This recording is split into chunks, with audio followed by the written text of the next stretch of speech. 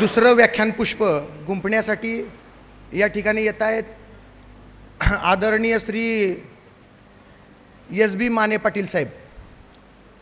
हे राष्ट्रीय दर्जाचे ऊसाचे कन्सल्टंट आहेत आणि जवळपास 3-4 राज्यामध्ये त्यांचा दरारा आहे. माने पाटील साहेबांनी ह्या अगोदर वसंतदादा साखर संस्थेमध्ये म्हणजे VSIमध्ये त्या ठिकाणी विभाग प्रमुख म्हणून काम केलेलं आहे आणि शेतकऱ्यांच्यामध्ये फेमस असणारा एक खंदा कार्यकर्ता ज्याला म्हणतो आपण, किंवा एक चांगला शेतकरीभिमुख शास्त्रज्ञ म्हणून त्यांची ओळख आहे. आणि मुद्दाम होऊन आपल्या आजच्या या चर्चासत्राला त्यांना खास लखनौवरून या ठिकाणी पाचारण केलं आहे. तुमच्यासाठी त्याबद्दल पहिल्यांदा माने पाटील साहेबांसाठी टाळ्या, जोरदार टाळ्या होऊ द्यात जरा. दुसरी गोष्ट, त्यांचा जो प्रतिपाद्य विषय आहे तो म्हणजे ऊस शेतीतील आंतरमशागत.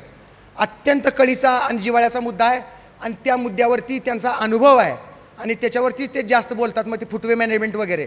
तर मी आपल्या सगळ्यांच्या वतीनं त्यांना विनंती करतो की आपण या उपस्थित ऊस उत्पादक बंधूंना या ठिकाणी मार्गदर्शन करावं. टेक्निकल सेशन 2चे चेअरमन, दीपक फर्टिलायझरचे व्हाईस प्रेसिडेंट आदरणीय विजयराव पाटील साहेब, co chairman extension agronomist doctor Ashok Pisal साहेब, रॅपोर्चर मंगेश बडगुजर साहेब, मंचावर उपस्थित असणारे डॉक्टर JR पाटील साहेब, डॉक्टर फाळके साहेब, या ठिकाणी उपस्थित असणारे डॉक्टर शिंदे साहेब, श्री मोरे साहेब, महेश सूळ, या ठिकाणी उपस्थित असणारे सर्व साखर कारखान्याचे ऊस विकास अधिकारी, शेती अधिकारी, पुरस्कार प्राप्त शेतकरी आणि प्रगतशील शेतकरी मित्रांनो, माझ्यासाठी बोलण्यासाठी जो विषय दिलेला आहे, ऊस पिकामधील आंतरमशागत करत असताना कोणत्या वेळी कोणती मशागत केल्यानंतर फायदा होतो, लागण झाल्यापासून ऊस तुटेपर्यंत आपल्या ऊस शेतीमध्ये आपण जे काही कार्य करतो ते आंतरमशागतीच्या कामामध्ये मोडतं. व्याख्यानाला सुरुवात करण्यापूर्वी आपल्या राज्याची आकडेवारी आपल्याला माहीत असावी म्हणून सांगतो. ज्यावेळी दुष्काळ असतो त्यावेळी आपल्या राज्याचं एकरी ऊसाचं उत्पादन 27 टन 28 टनाच्या आसपास असतं आणि एरवी आपल्या राज्याचं ऊसाचं उत्पादन 34 टन 35 टन एकरी एवढं असतं. ही आकडेवारी गेल्या 10 ते 15 वर्षाची आकडेवारी आहे. आपल्या राज्यामध्ये 4 कृषी विद्यापीठ आहेत. वसंतदादा शुगर इन्स्टिट्यूट, पाडेगाव संशोधन केंद्रासारखी 2 संस्था आहेत. कृषी विज्ञान केंद्र आहेत. डॉक्टर फाळकेसारखे चांगले एक्सटेन्शन वर्कर आहेत. तरीसुद्धा आपल्या राज्याचं ऊसाचं उत्पादन वाढताना दिसत नाही आहे. म्हणून आपल्याला या ठिकाणी जी काही चर्चा होणार आहे यामधले मुद्दे आपण या ठिकाणी पकडण्याचा प्रयत्न करायचा आहे आणि आपल्या राज्याचं सरासरी एकरी ऊसाचं उत्पादन वाढवण्यासाठी प्रयत्न करायचा आहे. आपलं ध्येय राहिलं पाहिजे एका एकरमध्ये सरासरी 40 टन आपल्या राज्याचं ऊसाचं उत्पादन आलं पाहिजे. हेक्टरी 100 टन ऊसाचं उत्पादन आलं पाहिजे. शेजारचं जे कर्नाटक राज्य आहे त्या राज्याचं ऊसाचं उत्पादन 34 टनापासून 38 टनाच्या आसपास एकरी आतापर्यंत राहिलेलं आहे आणि तामिळनाडू राज्याचं एकरी ऊसाचं उत्पादन 40 ते 42 टन एवढं आहे. आपला देशामध्ये 3 क्रमांक लागतो. आपल्याला तो पहिल्या क्रमांकावरती नेण्यासाठी ऊस शेतीचं आधुनिक तंत्रज्ञान या ठिकाणी समजून घेण्याचा प्रयत्न करायचा. या ठिकाणी बसलेल्या शेतकऱ्यामध्ये काही शेतकरी मित्र असे आहेत की त्यांनी उच्चांकी ऊसाचं उत्पादन काढलेलं आहे, ते पुरस्कार प्राप्त झालेले आहेत. परंतु ज्यांच्या शेतावरती मी गेलेलो आहे, महाराष्ट्रामधील ज्यांच्या शेतकऱ्यांच्या शेतावरती मी गेलेलो आहे, त्या 1-2 शेतकऱ्यांची नावं या ठिकाणी मला घ्यायची आहेत. या कार्यक्रमामध्ये एक शेतकरी उपस्थित पण आहेत. तांदुळवाडीचे आनंदराव पाटील नावाचे एक शेतकरी आहेत. असतील तर थोडंसं 2 मिनटं उभारलं तर बरं होईल. आनंदराव पाटील गेलेले दिसत आहेत. आनंदराव पाटलांनी एका एकरमध्ये 142 टन ऊसाचं उत्पादन काढलं. त्यांना वसंतराव नाईक पुरस्कारानं सन्मानित केलेलं आहे. आणि आपण कधी या हायवेनं आजच जात असताना किंवा परत भविष्यामध्ये जात असताना तांदुळवाडी गावाला सुरुवात करत असताना उड्डाणपुलाच्या उजव्या बाजूला त्यांचा अडसालीचा प्लॉट आपण जरूर बघावा. एका एकरमध्ये 125 टन 140 टन किंबहुना त्यापेक्षा जास्त ऊसाचं उत्पादन येईल असा प्लॉट त्यांच्या शेतामध्ये उभा आहे. दुसरे एक शेतकरी या ठिकाणी क्रांती सहकारी साखर कारखान्याचे ऊस विकास अधिकारी विलास जाधव साहेब आलेले आहेत. त्यांच्या कार्यक्षेत्रामधील एका शेतकऱ्यांचं उदाहरण मी या ठिकाणी घेणार आहे, ते म्हणजे सयाजी पाटील. एका एकरमध्ये 150 टनाचं उद्दिष्ट ठेवून गेले 2 वर्ष त्या ठिकाणी ते कार्य झालं आणि त्या ठिकाणी सयाजी पाटील अंबक यांनी एका एकरमध्ये 132 टन ऊसाचं उत्पादन काढलेलं आहे. या ठिकाणी ते नाही आहेत, पण त्या कारखान्याच्या अधिकाऱ्याने त्या परिसरामधले शेतकरी या ठिकाणी उपस्थित आहेत. दुसऱ्या एका शेतकऱ्यांच्या शेतावरती गेली 5-6 वर्ष मी त्यांच्या शेतावरती जातो. त्या शेतकऱ्यांचं नाव आहे अमोल लकेसर, गावाचं नाव दुधारी, तालुका वाळवा, जिल्हा सांगली. गेली 6 ते 7 वर्ष सातत्याने एकरी 100 टनाच्या पुढे ऊसाचं उत्पादन काढतायत.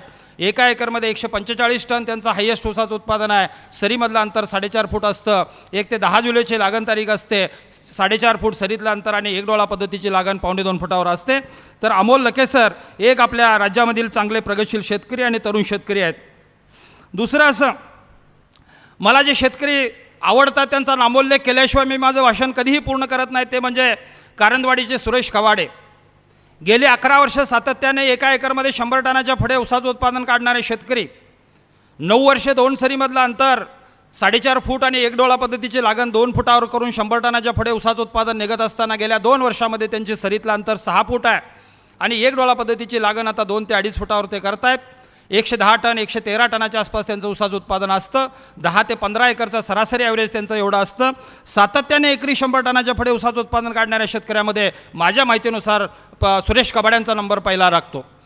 सुरेश कबाड्यांच्या शेतीमध्ये दरवर्षी 100 टनाच्या पुढे ऊसाचं उत्पादन का येतं, यामधले जर आपण बारकावे शोधले तर त्यांचा स्वतःचा बेनेमाळा असतो. त्यांचं सरीमधलं आणि टिपरामधलं अंतर वाढत चाललेलं आहे. फेरपाल्टीचं पीक म्हणून हरभऱ्याचा बेवड घेऊन ऊसाची लागण करतात. 15 मे ते 15 जुलैच्या दरम्यान अडसाली लागण करण्यापूर्वी 15 जुलैला लागण करण्यापूर्वी ह्यांच्या पिकाची लागवड करून 8 ते 10 टन हिरवळीचं पीक रानामध्ये गाडतात आणि खतं देण्याची त्यांची जी पद्धत आहे, खतं पेरून खतं देतात. मित्रांनो, एका एकरमध्ये 40 ते 45 हजार ऊसांची संख्या ठेवण्याचं शास्त्र सुरेश कबाड्यांना अतिशय चांगल्या पद्धतीनं जमलेलं असल्यामुळं सुरेश कबाडे सातत्यानं 10 ते 11 वर्ष एकरी 100 टनाच्या पुढे ऊसाचं उत्पादन काढत आहेत. आणि दुष्काळी भागामधले अतिशय आवडणारे माझ्या एक शेतकऱ्यापैकी एक, सोलापूर जिल्ह्यामध्ये मोहोळ तालुक्यामध्ये पंढरपूरच्या पूर्वेला एक पेन्नूर नावाचं गाव आहे. परमेश्वर दगडू राऊत नावाचे शेतकरी आहेत. एका एकरमध्ये सरासरी 96 टन एकरी ऊसाचं उत्पादन, असं 65 एकर क्षेत्राचं ॲव्हरेज काढणारे 96.18 टन एकरी, असं 65 एकरामधून 6250 टन ऊस घालवणारे आणि 1 कोटीच्या वरती ऊसाचं बिल घेणारे परमेश्वर दगडू राऊत. हलक्या ते मध्यम स्वरूपाची जमीन असतानासुद्धा 2 सरीमधलं अंतर 7 फूट ठेवून 65 एकर क्षेत्रावरती लागवड करण्याचं धाडस परमेश्वर दगडू राऊतांनी केलं. त्यांच्या शेतामध्ये सध्या 30 एकर ऊस उभा आहे. कधी आपण पंढरपूरला गेलात तर जरूर परमेश्वर दगडू राऊतांच्या शेतावरती भेट द्या. कुबोटा ट्रॅक्टरच्या साहाय्याने शेती करणारे शेतकरी, सऱ्या सोडण्याचं काम असेल, त्यामध्ये आंतरमशागतीमधली कामं असतील, फवारणीची कामं असतील, छोट्या ट्रॅक्टरनं करतात. ठिबक सिंचन तंत्रज्ञानाचा वापर करतात आणि योग्य वेळी काम करून ऊसाची शेती करणाऱ्या शेतकऱ्यापैकी परमेश्वर दगडू राऊत हे एक महाराष्ट्रामधले अतिशय चांगले दुष्काळी भागामधले शेतकरी आहेत. तर 100 टन ऊसाचे काढणाऱ्या उत्पादन किंवा त्यापेक्षा जास्त उत्पादन काढणाऱ्या 2-3 शेतकऱ्यांची नावं मी तुमच्यासमोर सांगितली. तुम्ही म्हणाल विषय सोडून साहेब वेगळंच बोलत आहेत. शेतकऱ्यांची माहिती असावी म्हणून तुम्हाला उदाहरणं सांगितली. आता मला जो विषय दिलेला आहे तो विषय सोडून मी अजिबात बोलणार नाही. मला विषय दिलेला आहे ऊस पिकामधील आंतरमशागत. शेतकरी मित्रांनो, लागण झाली की लागण झाल्यानंतर आपल्या ऊस शेतीमध्ये एक काम जे समोर येतं ते प्रत्येक काम डोळ्यासमोर ठेवायचं आणि प्रत्येक कामाचा उहापोह या ठिकाणी मी करणार आहे. पहिलं काम आपल्याला करावं लागतं ते म्हणजे तणनाशकाची पहिली फवारणी. तणाचं नियंत्रण करत असताना लागण झाल्यानंतर पाणी दिल्यानंतर, समजा आज लागण झाली, उद्या पाणी दिलं, 3ऱ्या दिवशी 4थ्या दिवशी आपल्याला पहिली तणनाशकाची फवारणी करायची आहे. या ठिकाणी बसलेल्या मगाशी शेतकऱ्यांचा एक प्रश्न होता, आमच्या ऊसाच्या पानावरती तणनाशक पडल्यानंतर ऊसाच्या वाढीवर परिणाम झाला. त्या शेतकरी मित्रांसाठी असेल किंवा सगळ्या शेतकरी मित्रांच्यासाठी असेल, लागण झाल्यानंतर 2ऱ्या दिवशी 3ऱ्या दिवशी म्हणा किंवा आंबवणीचं पाणी दिल्यानंतर 2ऱ्या दिवशी म्हणा, पहिली तणनाशकाची फवारणी झाली पाहिजे. बाजारामध्ये उपलब्ध असणाऱ्या तणनाशकामध्ये पहिली फवारणी करण्यासाठी सगळ्यात उत्तम तणनाशक कोणतं असेल बाजारामध्ये तर ते म्हणजे मेट्रिब्युजन घटक असणारं तणनाशक. त्यामध्ये 1 लिटर पाण्यामध्ये कमीत कमी 1.5 ग्रॅम आणि जास्तीत जास्त 2 ग्रॅमपर्यंत याचा वापर करू शकतो. सरीमधलं अंतर जास्त असेल आणि फक्त सऱ्या ओल्या झालेल्या असतील तर आपल्याला एका एकरला 200 लिटर पाणी लागतं. 200 लिटर पाण्यामध्ये कमीत कमी 300 ग्रॅम जास्तीत जास्त 400 ग्रॅम सेंकॉर किंवा टाटामेट्री आणि अर्धा लिटर 2,4-Dचा वापर करून पहिली तणनाशकाची फवारणी पहिल्या 4-5 दिवसामध्ये ऊस उगवलेला नसताना, रानामध्ये तण नसताना आपल्याला पहिली तणनाशकाची फवारणी करायची. दुसरी गोष्ट अशी की आपल्याला दुसरी तणनाशकाची फवारणी जर करायचं ठरलं तर पहिल्या फवारणीनंतर 1.5 ते 2 महिन्यानंतर आपल्याला दुसरी तणनाशकाची फवारणी करायची आहे. त्यावेळी एका एकरला 200 लिटर पाण्यामध्ये तण कमी असेल तर 300 ग्रॅम सेंकॉर किंवा टाटामेट्री आणि जास्तीत जास्त आपल्याला 500 ग्रॅमपर्यंत सेंकॉर किंवा टाटामेट्रीचा वापर करावा लागेल. तण कमी असेल तर अर्धा लिटर 2,4-D आणि जास्तीत जास्त 1 लिटर 2,4-Dचा वापर करावा लागेल. 2 तणनाशकाच्या फवारण्या वेळेवरती जर झाल्या तर चांगल्या पद्धतीने आपण तणाचं नियंत्रण करू शकतो. बाजारामध्ये उपलब्ध असणाऱ्या तणनाशकामध्ये शेंकॉर आणि टाटामेट्री ही जी 2 तणनाशक आहेत ज्यामध्ये मेट्रिब्युजन नावाचा घटक आहे ती तणनाशक आपल्याला वापरायची आहेत. याच्या व्यतिरिक्त जुवारीचं बेंजी असेल, नागार्जुनची कंपनी असेल साऊथची त्यामध्ये आपल्याला आयमॅक्स नावानं मिळतं, दिल्लीची धानुकाची कंपनी असेल तर बॅरियर नावानं मिळतं. ही नावं वेगवेगळी आहेत. त्यामधला मेट्रिब्युजन नावाचा घटक आपल्याला लक्षात ठेवायचा आहे. 1 लिटर पाण्यामध्ये 1.5 ते 2 ग्रॅम, 15 लिटरच्या पंपाला 25 ते 30 ग्रॅम या पद्धतीनं आपल्याला शेंकॉरची किंवा टाटामेट्रीची म्हणा किंवा मेट्रिब्युजनची फवारणी करायची. तणाचं नियंत्रण करत असताना आपल्याला ज्या शेतामध्ये प्रामुख्याने शेतकरी मित्रांना जो त्रास देणारं जे तण आहे ते म्हणजे लव्हाळा. लव्हाळ्यासाठी बाजारामध्ये उपलब्ध असणाऱ्या तणनाशकामध्ये सॅम्प्रा नावाचं एक तणनाशक आहे धानुका कंपनीचं. त्यामध्ये एका एकरला 150 लिटर पाण्यामध्ये 36 ग्रॅम सॅम्प्रा आणि 300 ग्रॅम बुस्टरचा वापर करून आपल्याला याची फवारणी करत असताना 2-3 गोष्टीची काळजी घ्यावी लागेल.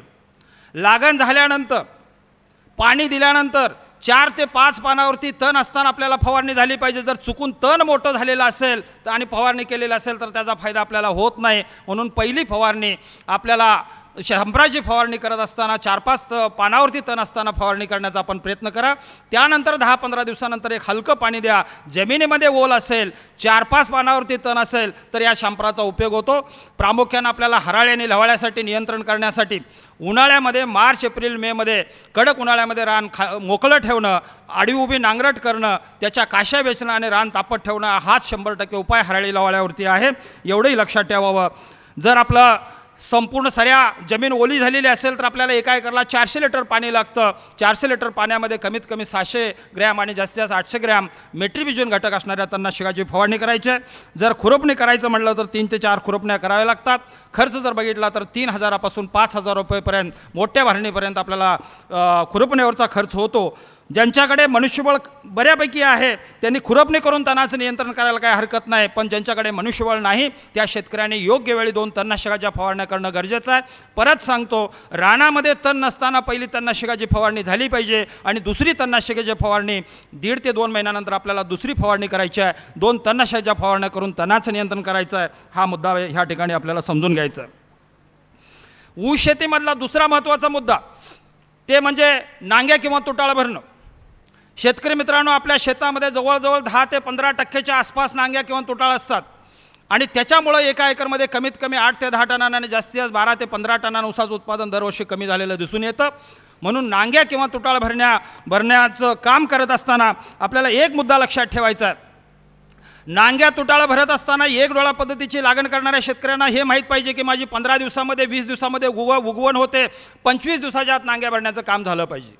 2 डोळा पद्धतीमध्ये 20 ते 25 दिवसामध्ये आमची ऊसाची उगवण पूर्ण होते, 30 दिवसाच्या आत नांग्या भरण्याचं काम झालं पाहिजे. आणि चुकूनही आमच्या ह्या हॉलमध्ये 3 डोळा पद्धतीची लागण करणारा शेतकरी असेल तर 30 दिवसापासून 45 दिवसापर्यंत ऊसाची उगवण चालते. 40 दिवसाच्या आतमध्ये आपलं नांग्या भरण्याचं काम झालं पाहिजे. नांग्या भरत असताना किंवा तुटाळं भरत असताना आपल्याला 1 डोळा पद्धतीच्या रोपाच्या साह्यानंच नांग्या भरण्याचं काम करायचं आहे. त्या ठिकाणी 1 डोळ्याची कांडी चालणार नाही, 2 डोळ्याची कांडी चालणार नाही. म्हणून प्रत्येक सरीच्या 5व्या सरीच्या पोटाला आपल्याला 1000 डोळे जादा लावायचे आहेत. हे जादा लावलेल्या डोळ्यापासून आपल्याला 20 ते 25 दिवस असतील किंवा 30 दिवसाच्या आत नांग्या किंवा तुटाळं भरण्याचं काम करायचं आहे. जे शेतकरी नांग्या किंवा तुटाळं भरत नाहीत त्यांच्या शेतामध्ये 10 ते 15 टन ऊसाचं उत्पादन कमी आलेलं दिसून येतं. म्हणून ऊसाचं उत्पादन वाढवण्याच्या दृष्टिकोनातून नांग्या भरणे किंवा तुटाळ भरणे हा मुद्दासुद्धा आंतरमशागतीमधला अतिशय महत्त्वाचा मुद्दा आहे. त्यानंतर 3 मशागतीची कामं आपल्याला करावी लागतात. ते म्हणजे बाळ भरणी, मध्यम भरणी आणि मोठी भरणी. बाळभरणी, मध्यम भरणी आणि मोठी भरणी हा विषय सांगण्याच्या अगोदर मला आपल्याला जो जेटा मोडायचा आहे त्याच्याविषयी बोलतो, म्हणजे हे तिन्ही विषय मला एका संलग्न बोलणं सोपं जाईल. जेटा मोडण्याचं काम जे आहे ते आपल्याला एक डोळा पद्धतीमध्ये करायचं आहे. मित्रांनो, लागण झाल्यानंतर सर्वसाधारणपणे 60 ते 65 दिवस झालेले आहेत. जेटा जो पहिल्यांदा उगवून आलेला आहे त्याला 2-3 फुटवे दिसायला लागलेले आहेत, त्यावेळी जेटा कोंब मोडायचा आहे. जेटा कोंब मोडण्याच्या 2-3 पद्धती आहेत. या ठिकाणी प्रॅक्टिकल नॉलेज असणारे भरपूर शेतकरी आहेत. आमचे जाधव साहेब चांगल्या पद्धतीने हा विषय अतिशय चांगल्या पद्धतीने सांगतात. त्यांच्या मुद्द्यामधला एक बारकावा मी तुम्हाला सांगतो. 3 पद्धतीने आपल्याला जेटा कोंब मोडता येतो. जर आपल्याला फुटवे चांगल्या पद्धतीनं फुटवे फुटलेले असतील, ज्या दिशेला आपला कोंब वाढलेला आहे त्याच्या विरुद्ध दिशेला आपल्याला उभारायचं आहे, ती पानं पकडायची आहेत, विरुद्ध दिशेला उभारून जमिनीच्या दिशेनं जर झटका दिला, फुटवे फुटलेले असतील तर जेटा कोंब आपल्याला मोडून किंवा हसडून काढायचा आहे. ज्या ठिकाणी आपल्याला फुटवे एकही दिसत नाही, एकटा ऊस दिसतो, त्या ठिकाणी दोन्ही पाय ऊसाच्या जवळ ठेवायचे आहेत आणि मधला जो कोंब आहे तो मधला कोंब तळाला जाऊन अलगद कोंब ओढून काढायचा आहे. ज्या ठिकाणी फुटवे नाहीत त्या ठिकाणी कोंब ओढून काढायचा आहे. आणि ज्या ठिकाणी अडसालीची लागण असेल आणि ढगाळ वातावरण असेल, केवळ जर ऊस वाढलेला असेल, कांड्या सुटलेल्या असतील आणि त्या ठिकाणी जर फुटवे दिसत नसतील तर त्या ठिकाणी जमिनीच्या वरती 1 इंच अंतरावरून आपल्याला जेटा कोंब हा कापून काढावा लागतो. ज्या ठिकाणी कांड्या सुटल्या त्या ठिकाणी 1 इंच अंतरावरून जेटा कापून काढणे. ज्या ठिकाणी एकटा ऊस चाललेला आहे, ज्या ठिकाणी फुटवे दिसत नाहीत त्या ठिकाणी मधला कोंब उपसून काढणे आणि फुटवे दिसत असतील तर जेटा कोंब हसडून काढणे. या पद्धतीने आपल्याला जेटा कोंब मोडण्याचं काम साधारणपणे 60 ते 65 दिवसाचा ऊस झाल्यानंतर करायचं. यानंतर शेतकरी मित्रांनो, मशागतीमध्ये अतिशय महत्त्वाचा विषय कोणता असेल तर ते म्हणजे बाळभरणी, मध्यम भरणी आणि मोठी भरणी. 60 दिवसाचा ऊस झाल्यानंतर बाळभरणीचं काम केलं जातं. 90 ते 100 दिवसाचा ऊस झाल्यानंतर मध्यम भरणीचं काम केलं जातं. ठिबक सिंचनाची शेती असेल तर 3.5 महिन्यानंतर आपल्याला मोठी भरणी केली जाते आणि पाट पाण्याची शेती असेल तर 4 महिन्यानंतर मोठी भरणी केली जाते. ही 3 कामं करत असताना आपल्याला शास्त्र समजून घ्यायचं आहे. ज्या शेतकरी मित्रांना ऊसाची मोठी भरणी करत असताना एका एकरमध्ये 55 ते 60 हजार ऊसांची संख्या जोपासण्याचं शास्त्र जमलं, ऊस तोडणी करत असताना एका एकरमध्ये 40 ते 45 हजार ऊसांची संख्या जोपासण्याचं शास्त्र जमलं, ते शेतकरी 100 टनाच्या पुढे जातात. म्हणून आंतरमशागत करत असताना आपल्याला 2.5 महिन्याचा 3 महिन्याचा ऊस असताना 10 फुटामधल्या ऊसांची संख्या मोजण्याचं शास्त्र आपल्याला जमलं पाहिजे. पहिला मूलभूत मुद्दा परत एकदा मी आपल्यासमोर मांडतो. ऊसाची भरणी करत असताना, मोठी भरणी करत असताना एकरामध्ये 55 ते 60 हजार ऊस पाहिजेत आणि ऊस तोडणीच्या वेळी एका एकरमध्ये 40 ते 45 हजार ऊस पाहिजेत. हे गणित मांडण्यासाठी, हे गणित समजून घेण्यासाठी आपल्याला 2.5 महिन्याचा ऊस आहे, 3 महिन्याचा ऊस आहे, त्यावेळी 10 फुटामधल्या ऊसांची संख्या मोजण्याचं शास्त्र जमलं पाहिजे. 10 फुटामधल्या ऊसांची संख्या मोजत असताना 4 फूट सरीमधलं अंतर असेल तर 10 फुटामध्ये 50 ते 55 ऊस असले पाहिजेत. 4.5 फूट सरीमधलं अंतर असेल तर 10 फुटामध्ये 55 ते 60 ऊस असले पाहिजेत. 5 फूट सरीमधलं अंतर असेल तर 10 फुटामध्ये 65 ते 70 ऊस असले पाहिजेत. 5.5 फूट सरीमधलं अंतर असेल तर 10 फुटामध्ये 70 ते 75 ऊस असले पाहिजेत. आणि 6 फूट सरीमधलं अंतर असेल तर 10 फुटामध्ये कमीत कमी 75 आणि जास्तीत जास्त 80 ऊस असले पाहिजेत. परमेश्वर दगडू राऊतांच्या सारखं 7 फूट सरीमधलं अंतर असेल तर 10 फुटामध्ये 75 कमीत कमी 95 आणि जास्तीत जास्त 100 ऊस असले पाहिजेत.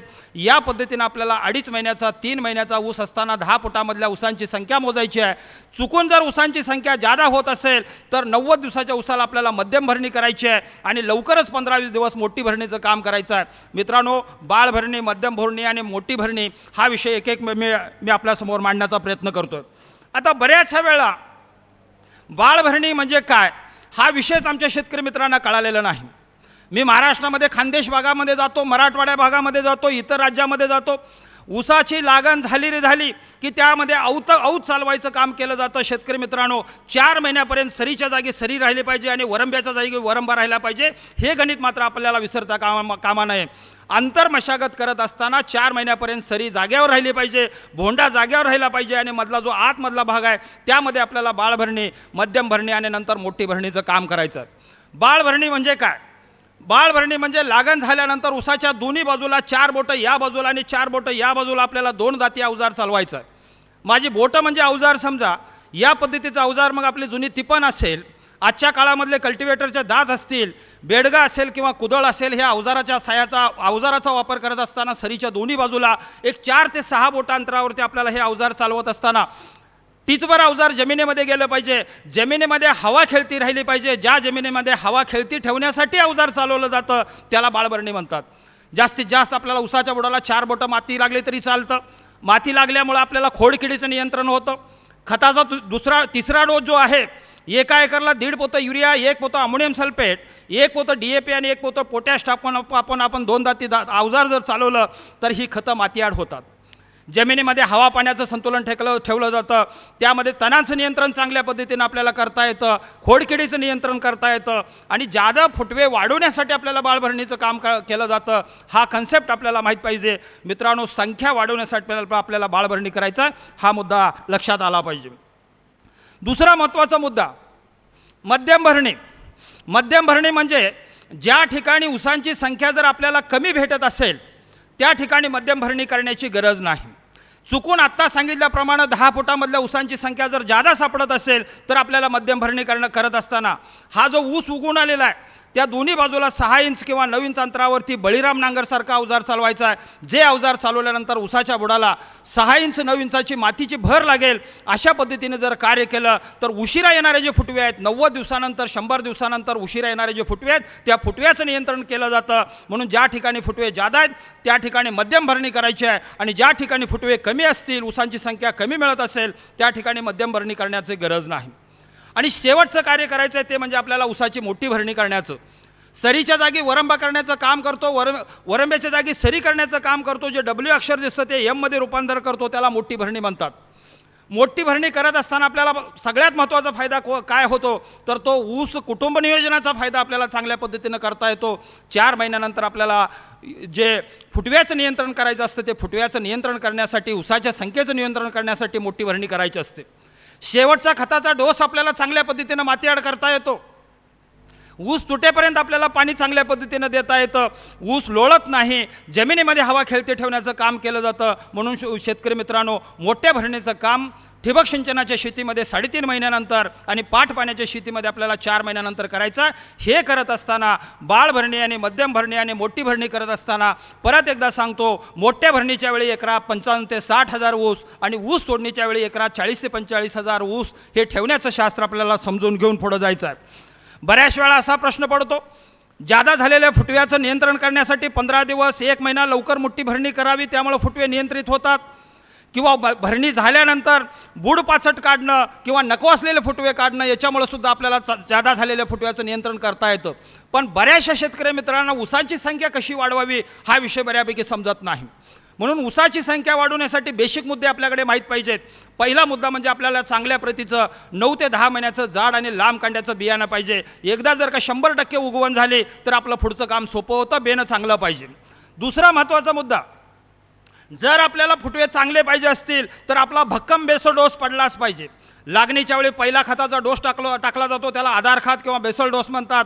एका एकरला आपल्याला 1 पोतं युरिया, सरळ खतामध्ये सांगायचं असं म्हटलं तर 4 ते 5 पोती सिंगल सुपर फॉस्फेट, 1 पोतं पोटॅश, 15 किलो बेन्झल गंधक, त्याचबरोबर 20 किलो मॅग्नेशियम सल्फेट, 100 किलो निंबोळीची पेंड आणि 1 कीटकनाशक मिसळून आपल्याला पहिला खताचा डोस द्यायचा. या ठिकाणी वेगवेगळ्या खताच्या माध्यमातून आपल्याला सांगता येईल. DAP वापरायचं असेल तर 2 ते 2.5 पोती DAP आपल्याला लागणीला वापरायचा आहे. 10-26-26 वापरणार असाल तर एका एकरला 3 पोती 10-26-26 वापरायचा आहे. आणि 24-24-0 वापरायचं असेल तर एका एकरला 3 ते 4 पोती 24-24-0 आणि त्याच्या जोडीला 2 ते 3 पोती सिंगल सुपर फॉस्फेटचा वापर करायचा आहे.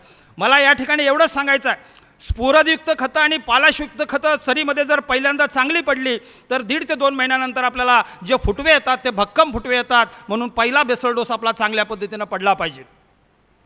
मगाशी सांगितल्याप्रमाणे लागण झाली, नांग्या भरण्याचं काम झालं, त्यामुळे ऊसाची संख्याचं नियोजन काम सोपं होतं. 45 ते 60 दिवसाचा ऊस झाला, 1 डोळा पद्धतीची लागण असेल तर जटा कोंबण्याचं काम झालं. आणि त्याच वेळी तुम्हाला 13-40-13 असेल, 17-44-0 असेल किंवा 0-52-34 असेल, आपल्याला याची जर फवारणी केली तर या फवारणीमुळे सुद्धा फुटवे वाढवण्याचं काम केलं जातं. या उत्तर प्रदेश भागामध्ये आपल्याला फुटवे वाढवण्यासाठी इथ्रिलचा सुद्धा वापर केला जातो. 15 लिटरच्या एका पंपामध्ये 8 ते 10 ml इथ्रिलचा वापर, ज्यामध्ये इथेपॉन नावाचा कंटेंट आहे, याचा वापर केल्यामुळे सुद्धा फुटवे चांगल्या पद्धतीने वाढवता येतात. 2 दाती अवजार मगाशी मी सांगितल्याप्रमाणे बाळभरणी केल्यामुळे सुद्धा ऊसांची संख्या वाढवता येते. म्हणून लागण झाल्यापासून 90 दिवसाच्या पर्यंतच्या कालावधीपर्यंत आपल्याला बारकावे माहीत असले पाहिजेत. आणि सगळ्यात महत्त्वाचा बारकावा कोणता असेल फुटव्यासाठी तर शेतकरी मित्रांनो, 45 ते 90 दिवसाचा ऊस असताना ऊसामध्ये तण अजिबात नको आहे. चुकून एखाद्या शेतकऱ्याचं तण जर फुटवे फुटण्याच्या कालावधीमध्ये जर तण वाढलेलं असेल तर त्या ठिकाणी मोठ्या प्रमाणावरती फुटव्यावरती परिणाम होतो. म्हणून 45 ते 90 दिवसाच्या कालावधीमध्ये तणाचं नियंत्रण चांगल्या पद्धतीनं करण्यासाठी मगाशी सांगितलेल्या तणनाशकाच्या फवारण्या करण्यासाठी प्रयत्न करा. आंतरमशागतीची कामं लक्षात आली. बाळ भरणी, मध्यम भरणी, मोठी भरणीचं काम लक्षात आलं. शेतकरी मित्रांनो, यामध्ये अजून एक महत्त्वाचा मुद्दा आहे, तो म्हणजे ऊसामधलं पाचट काढावं किंवा न काढावं. ज्या ठिकाणी ऊसांची संख्या जादा झालेली आहे, वाळलेलं पाचट आहे, ज्याला बूड पाचट म्हटलं जातं, ते बूड पाचट काढणं आणि नको असलेले फुटवे काढण्याचं काम आपल्याला 6 महिन्याचा ऊस झाल्यानंतर एकदा आणि 9 महिन्याचा ऊस झाल्यानंतर एकदा 2 वेळा वाचट काढण्याचं काम जरूर करा. त्यामुळं मरकेसारखे ऊस काढले जातात आणि एका एकरमध्ये आपल्याला अपेक्षित 40 ते 45 हजार ऊसांची संख्या राखणं सोपं जातं. म्हणून पाचट काढणं, नको असं वाळलेलं पाचट काढणं हे नक्कीच आपल्याला फायद्याचं ठरेल. त्याचबरोबर मी मध्य प्रदेशमध्ये बैतूल भागामध्ये जातो. जवळजवळ 25,000 एकर ऊस आहे. 25,000 एकर ऊस हा बांधला जातो, ज्याला प्रॉपिंग असं म्हटलं जातं. रॅपिंग आणि प्रॉपिंग असे 2 शब्द आहेत. कट दाबणे आणि ऊस बांधणे. ऊस लोळू नये म्हणून आपल्याला साधारणपणे पाऊस पडल्यानंतर पहिला पाऊस, 1 पाऊस, 2 पाऊस पडल्यानंतर 4 सऱ्या सोडून 5व्या सरीमध्ये उभा राहायचा आहे. त्या सरीमध्ये जर कोरडी सरी असेल तर त्यामध्ये पाणी सोडायचं आहे. शक्यतो पाऊस पडल्यानंतर दुसऱ्या दिवशी हे काम करायचं आहे. 4 सऱ्यानंतर ज्या ठिकाणी आपण उभारलेलं आहे ती सरी आपल्याला बांबूच्या लाकडानं 2 माणसाच्या साहाय्यानं हे ऊस दाबून घ्यायचा आहे. दोन्ही बाजूला ऊस जर दाबून घेतला तर ऊस लोळत नाही. याला कट दाबणे असं म्हणतात. काही भागामध्ये ऊस बांधण्याचं काम केलं जातं. जे समुद्राचा किनारपट्टीचा जो भाग आहे, तामिळनाडू आहे, आंध्र प्रदेश आहे, काही उत्तर प्रदेश भागामध्ये हा ऊस लोळण्याचं प्रमाण जास्त आहे, म्हणून त्या ठिकाणी बांधण्याचं काम सुद्धा केलं जातं. आपल्याकडे ऊस बांधण्याची गरज नाही. शेतकरी मित्रांनो, मला बोलण्यासारखा विषय मोठा आहे, पण एक अर्ध्या तासाचा जो वेळ दिला होता त्या वेळामध्ये मी माझा विषय मांडण्याचा प्रयत्न केलेला आहे. यामध्ये 2 शब्द आयुष्यामध्ये कधीच विसरू नका, ते म्हणजे राईट टाईम राईट ऑपरेशन. योग्य वेळी योग्य काम करण्याची जर पद्धत स्वीकारली, 4 महिन्यापर्यंत आपल्याला 4 ते 5 आळवण्या करायच्या आहेत, 3 वेळा अंतर्मशागत करायची आहे, 4 ते 5 वेळा फवारणी करण्याचं काम करायचं आहे. हे सगळे बारकावे समजून घ्या. आपण 4 महिन्यापर्यंत जर काम केलं तर निश्चित स्वरूपानं आपल्याला एका एकरमध्ये 100 टनाच्या पुढे ऊसाचं उत्पादन काढणं शक्य आहे. म्हणून आत्ता सांगितल्याप्रमाणे ऊस संख्या नियोजन करत असताना ऊस तोडणीच्या वेळी 45,000 ऊस मिळाले पाहिजेत आणि एका ऊसाचं वजन 3 किलो भरलं पाहिजे. तेव्हा आपल्याला एका एकरमध्ये 125 टन, 130 टन, 150 टन ऊसाचं उत्पादन काढणं शक्य आहे. तर मित्रांनो, मी माझा विषय आपल्यासमोर मांडण्याचा प्रयत्न केलेला आहे. याच्या व्यतिरिक्त आपल्या मनामध्ये कोणाचे प्रश्न असतील तर जरूर विचारा. तणनाशकावरती भरपूर काय बोलण्यासारखं असतं, परंतु या ठिकाणी आपण प्रश्नोत्तराच्या माध्यमातून मी तुम्हाला विचारेन. आपल्या मनामध्ये काय प्रश्न असतील तर जरूर विचारा. कुणाला मोबाईल नंबर हवा असेल तर जरूर मोबाईल नंबर लिहून ठेवा. माझा मोबाईल नंबर आहे 9922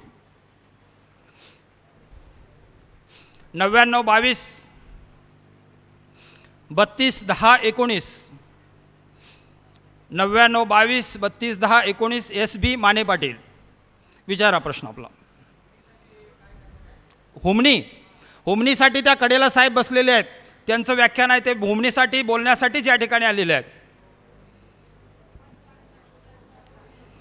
रोपांची लागण चांगली की कांडी लागण चांगली की रोप लागण चांगली, असा प्रश्न आहे. निश्चित स्वरूपानं रोप लागण ही कधीही एक लक्षात ठेवावं. माझा विषय तो आता नव्हता, आंतरमशागतीच्या कामामध्ये विषय येत नाही म्हणून मी बोललो नाही. रोपाची लागण निश्चित फायद्याची, कारण लागण केलेला ऊस 100% लागण झालेला ऊस शेतामध्ये लावतो. जर्मिनेशन 100% असतं. ऊसाचं उत्पादन तुम्हाला 7 ते 10 टनाने एकरी जादा मिळतं, म्हणून रोप लागण फायद्याची. त्यानंतर 1 डोळा आणि त्यानंतर 2 डोळा. रोपाची लागण केल्यानंतर 2 या रोपामधलं अंतर 2 फुटाचं तरी ठेवावं लागते. साधारण ऊसाची जात कोणती? 86 86 ऊसाची जात असेल, 4.5 फूट सरीमधलं अंतर असेल तर 2 रोपामधलं अंतर कमीत कमी 2 फूट असलं पाहिजे. पुढे जाऊन 2.5 फुटापर्यंत जाता येईल. 5 फूट सरीमधलं अंतर असेल तर 2 रोपामधलं अंतर कमीत कमी 1.5 फूट, जास्तीत जास्त 2 फुटापर्यंत जाता येईल. 6 फूट सरीमधलं अंतर असेल तर 2 रोपामधलं अंतर कमीत कमी 3 फूट, आणि सुरेश कबाड्यांच्या सारखी शेती करायची असेल तर 2 रोपामधलं अंतर आपल्याला 2 फुटापर्यंत जाता येईल. कमीत कमी 1.5 फूट, जास्तीत जास्त 2 फूट. रोप लागण 1 एकरी 6,000 पर्यंत तरी रोप लागणं रोपे पाहिजे. 5x1.5 पद्धतीने लागण केली तर 6,000 रोपं लागतात. 5x2 पद्धतीने लागण केली तर एका एकरला 4,500 रोपं लागतात. रोपाच्या लागणीचं जे रक्कम होती, म्हणजे साधारण 2 ते 2.5 रुपयाला आपल्याला 1 रोप मिळते बाजारमध्ये. तिची साधारण 1 एकरी खर्च 12,000 ते 13,500 पण येतो. बाजारामधनं रोपं घेण्याऐवजी स्वतःचं रोप तयार करण्याची पद्धत आपल्याला शिकली पाहिजे. ते महत्त्वाचं आहे. डॉक्टर जमदग्नी सरांचं जर पुस्तक आपल्याकडे असेल, सुपर नर्सरी टेक्निक म्हणून त्यांच्या पुस्तकामध्ये त्यांनी लिहिलेलं आहे, 3 मीटर लांबी, 2 मीटर रुंदी आणि 1.5 मीटर खोलीचा खड्डा काढावा. त्या खड्ड्यामध्ये 1,500 प्लॅस्टिकचा पेपर टाकावा, 1,500 लिटर पाणी, 700 ग्रॅम 22 टीन, 700 मिली क्लोरोपायरिफॉस आणि 7 किलो चुन्याचं पाणी या द्रावणामध्ये रात्रभर 1 डोळ्याच्या टिपरी भिजवून ठेवायच्या, सकाळी बाजूला काढायच्या. युरियाचं DAPचं मोकळं पोत आहे ते उसवून घ्यायचं, त्याच्यावरती 4-5 बोटं माती टाकायची, त्यावरती 1 डोळ्याची टिपरी ओळीनं हंतरून घ्यायच्या, 2-3 बोटं माती टाकायची, पाऊस पडतो त्या पद्धतीनं हलकं फुलकं पाणी द्यायचं. तुम्हाला 22 ते 25 दिवसामध्ये 3 पानावरचं रोप तयार होतं आणि 1 रोप तयार करण्यासाठी 1 रुपये खर्च येतो. रोप आता म्हणजे बऱ्याच वेळेला अशी चर्चा झाल्यानंतर रोप लागण्याचा खर्च कमी येतो असं म्हणजे सांगितलं जातं. रोप लागणीमध्ये खर्च कोणता कमी येतो धरलं जातं. लागण केल्यापासून 1 महिन्याच्या आसपास रोप शेतामध्ये लावलं जातं. प्रामुख्यानं 3 पानावर आल्यावर रोप लावलं जातं. जो 1 महिन्यामधला शेतामधला जो खर्च आहे, मग 2 ते 3 पाणी देणं असेल किंवा तुमचा खुरपणीचा खर्च असेल, तो खर्च सगळा कॅल्क्युलेट करून धरलेला आहे. त्यामुळं रोपाची लागण ही फायद्याची धरलेली आहे. रोपाच्या लागणीला म्हणजे आता आम्ही ज्यावेळेला शेती करतोय त्यावेळेला रोप लागण्यापेक्षा काठी लागणीला खर्च कमी होतो असं आमच्या लक्षात येतं. आपण वैयक्तिकरित्या माने साहेबांना भेटा, बाकीच्यांचे प्रश्न असतील तर. याच्याविषयी मला जरा जास्त शंका आहे. नंबर दिलेला आहे तुम्हाला. कधी हा. प्रश्न असला तर संध्याकाळी अजून विचारू दुसरे कोण आहेत का? शकता. अजून दुसरे कोणाचे प्रश्न असले तर विचारा. Hello sir. काय? आळवणीचा विषय माझ्याकडे नाही. अंतर्मशागत अंतर्मशागतीवर फक्त विचारा. अंतर्मशागत अजून आहे, 17 आहे अजून. बरं ठीक आहे, प्रश्न म्हणून उत्तर देतो. हा द्या द्या. आळवण्या करण्यासाठी वसंतदादा शुगर इन्स्टिट्यूट सारखी नामवंत जी संस्था आहे, त्या संस्थेमधलं azotobacter 1 litre, phosphorus solubilising bacteria 1 litre, potash mobilising bacteria 1 litre, trichoderma viride 1 litre आणि तुमच्या रानामध्ये जर हुमणी वाढत असेल तर त्या ठिकाणी BVM नावाचा एक प्रोडक्ट काढलेला आहे. बिव्हिरिया व्हर्टिसिलेम आणि मेटारायझम नावाचा सॉईल हेल्थ नावाचा एक प्रोडक्ट काढलेला आहे. तो 200 लिटर पाण्यामध्ये 2 लिटर आणि बाजारामधनं घ्यायचं असेल तर तुम्हाला धारवाड युनिव्हर्सिटीचं मेटारायझम मिळतं 1 लिटर किंवा कोल्हापूर कृषी महाविद्यालयामधनं घ्यायचं असेल तर मेटारायझमची पावडर मिळते 10 किलो. 10 किलो पावडर जी वापरायची आहे ती शेणखतामध्ये मिसळून वापरायची आहे आणि मगाशी मी सांगितलेलं जे सगळं जीवाणू खत आहे 200 लिटर पाण्यामध्ये मिसळायचं आहे. लागण झाल्यानंतर 15 ते 20 दिवसानंतर एक आळवणी करायची आहे आणि मोठी भरणी झाल्यानंतर 15 ते 20 दिवसानंतर एक आळवणी करायची आहे. याच्या व्यतिरिक्त ह्युमिक ॲसिडची 12-1-0ची आळवणी करता येईल, गोमूत्र जीवाणूची आळवणी करता येईल, त्यामध्ये वेगवेगळ्या स्लरीचा वापर करून आळवणी करता येईल. या ठिकाणी सांगण्यासाठी वेळ जाईल. नंबर जरूर घ्या, तुम्हाला खोलामध्ये माहिती सांगण्यात येईल. नमस्कार. अनेक मान्यवरांनी खोडव्यात मशागत करायची नाही असा एक विषय मांडला आणि बऱ्यापैकी तो पटला. पण एक विषय मनात राहून गेला की खोडव्यातल्या जी संख्या आहे, ऊस संख्या जी खोडव्यात तयार होणार आहे, तिचं नियोजन कसं करायचं. जर आपण बगला कातरणार नाही आहे, माती परत 1.5-2 महिन्यानं उचलणार नाही तर त्याचं जे संख्येचं नियोजन आहे ऊसाच्या संख्येचं मशागत कशी करावी हा तुमचा प्रश्न आहे. बरं. आता या ठिकाणी तुम्ही आणि महत्त्वाचं माझं आहे. आणि फाळके साहेबांचं भांडण लावायचा विचार दिसतोय तुमचा. जर भांडण लावायचं नसेल तर या ठिकाणी मी थांबतो. भांडण करायचं असेल तर उत्तर देतो. जर खोडव्यामध्ये आपल्याला पाचट ठेवून जर आपल्याला बगला फोडायचे असतील तर पाचट बारीक करून घ्या. पाचट बारीक केल्यानंतर बगला फोडणं शक्य आहे आणि ते पाचट केलेलं बारीक केलेलं पाचटावरती सुद्धा युरिया सुपर पाचट बारीक करणारे जीवाणू टाकून आपल्याला पाचट कुजवता येईल. आपल्याला त्याचा पाचटाचा फायदा घेईल. फक्त फाळके साहेबांनी माझ्या मतामध्ये एकच साम्य आहे, पाचट जाळायचं नाही, पाचट रानामध्येच कुजलं पाहिजे एवढा मुद्दा लक्षात ठेवा. हॅलो. हा? ऊसाचं पाचट काढा म्हणताय तुम्ही, म्हणजे उभ्या ऊसाचं. उभ्या ऊसामधलं बुड पाचट वाळलेलं पाचट काढून आच्छादन करायचं असा विषय सांगितला तुम्हाला. हां, पण ते पुढच्या वेळेला ते लागणीला चालेल का ऊस? लागण बेने प्लॉटसाठी हा विषय वेगळा आहे. बेने प्लॉट म्हणून तुम्हाला ऊस घ्यायचा असेल तर उभ्या ऊसामधलं पाचट काढू नये हा मुद्दा लक्षात ठेवावा. ज्या ऊस प्लॉटमधला ऊस पाचट काढलेला ऊस कारखान्याला घालवायचा आहे त्याच ठिकाणी तुम्हाला पाचट काढायचं. बेने प्लॉटसाठी पाचट काढायचं नाही. सर खोडव्याला केवढा जास्त होतो? खोडव्याला केवढा येतो? हां. मला वाटतं फाळके साहेबांना परत बोलवावं लागेल मला. देऊ उत्तर आपण त्याचं. एका एकरला 200 लिटर पाण्यामध्ये 5 kilo ammonium sulphate, 2.5 kilo ferrous sulphate, 2 kilo zinc sulphate, अर्धा किलो मॅंगनीज सल्फेट, आणि अर्धा किलो सायट्रिक ॲसिडची पावडर एकत्र करा आणि 12 ते 15 दिवसाच्या अंतरानं 2 फवारण्या करा. पूर्ण केवढा तुमचा गेलेला दिसेल. हॅलो सर, उसाला शेवटचा म्हणजे डोस किंवा किती महिन्यापर्यंत उसाला खताचा डोस द्यायचा आहे? किती महिन्यापर्यंत? हां. ठिबक सिंचनासारखं तंत्रज्ञान आता आलेलं आहे. ठिबक सिंचनसारख्या तंत्रज्ञानामुळं आपल्याला ऊसामध्ये, अडसाली ऊसामध्ये 8 ते 10 महिन्यापर्यंत खतं देणं शक्य आहे.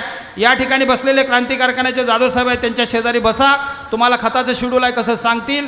गेल्या वर्षी एका एकरमध्ये 150 टनाचं टार्गेट ठेवून आम्ही 20 प्लॉट घेतले होते. त्या ठिकाणी 9 ते 10 महिन्यापर्यंत खतं दिली. हायेस्ट ऊसाचं उत्पादन मगाशी मी सांगितल्याप्रमाणे सयाजी पाटलांचं 132 टन आलेलं आहे. 8 ते 10 महिन्यापर्यंत ठिबक सिंचनामधनं आता खतं देता येतात. सर, तांबेरा पिकाचं उसावर तांबेऱ्याचं आता जास्त प्रमाणात त्याबद्दलचं लेक्चर जरा होतंय आता. या ठिकाणी लेक्चर आहे.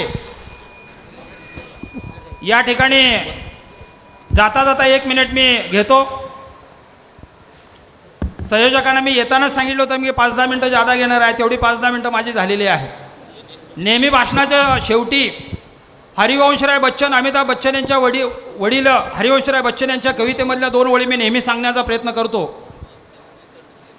हरिवंशराय बच्चन त्यांच्या कवितेमध्ये मुंगीविषयी लिहितात. मुंगीला हिंदीमध्ये चीटी म्हणतात. मुंगीविषयी ते लिहितात, नन्ही चीटी जब दाना लेकर चलती है, नन्ही चीटी जब दाना लेकर चलती है, चढ़ती दीवारों पर 100 बार फिसलती है, चढ़कर गिरना गिरकर चढ़ना न आखरता है, चढ़कर गिरना गिरकर चढ़ना न आखरता है, आखिर उसकी मेहनत बेकार नहीं जाती, आखिर उसकी मेहनत बेकार नहीं जाती, कोशिश करने वालों की कभी हार नहीं होती, कोशिश करने वालों की कभी हार नहीं होती.